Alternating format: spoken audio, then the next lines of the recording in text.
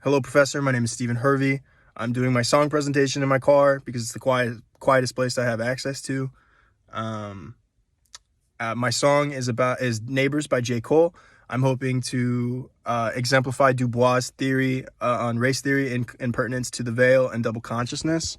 The veil being like the perceived blackness or the like the stereotypical judgments or other sorts of ideas that are presented based off of like person's skin color or things like that. And double consciousness being the interpersonal relationship of being in a society, like encompassed in that society, but also ostracized by it, yeah, being a part of it, but also separate at the same time.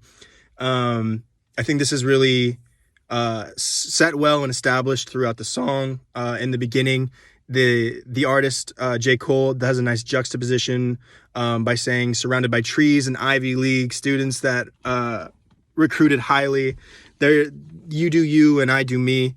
This is it's a kind of a note that this is a new environment for the artist, and they're just hoping that the transaction or like the continuation of their life in this neighborhood is of mutual respect of minding your own business, doing your own thing. But this is it turns out to be very racialized, and it's kind of the chorus being the neighbors think I'm selling dope.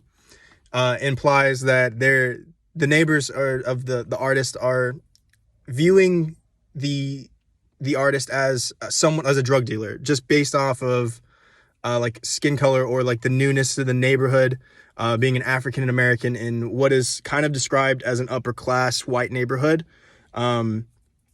And it's kind of through this that the artist explains that there are things and parts of their life that paint them as a target or the perfect candidate for these kind of things. And it's in the latter half of the song. Some things you can't escape: death, taxes, NRA. To this society that we make, every man feel like a candidate for a Trayvon kind of fate.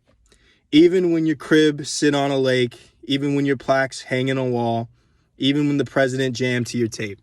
This exemplifies that he feels that he's the perfect target, the perfect candidate for a Trayvon kind of fate, which is very sadly to a police brutality of an exemplification of police brutality on a young black man that ended up claiming his life. He feels that he's a very, very much a target of this.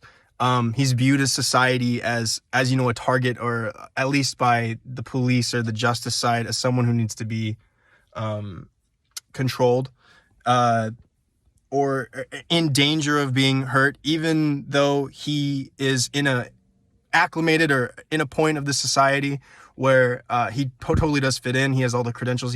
There's nothing there that says that he shouldn't be there, really. Like there's nothing about him being in this neighborhood that is truly wrong, other than the perceived blackness from his neighbors, and that the target that puts on his back. This is almost reinforced by the chorus of "My neighbors think I'm selling dope. My neighbors think I'm selling dope." But the artist reinforces this himself. He takes it on, and it is like a self-awareness when he says, "Well, motherfucker, I am." It's almost being like, it's none of your business.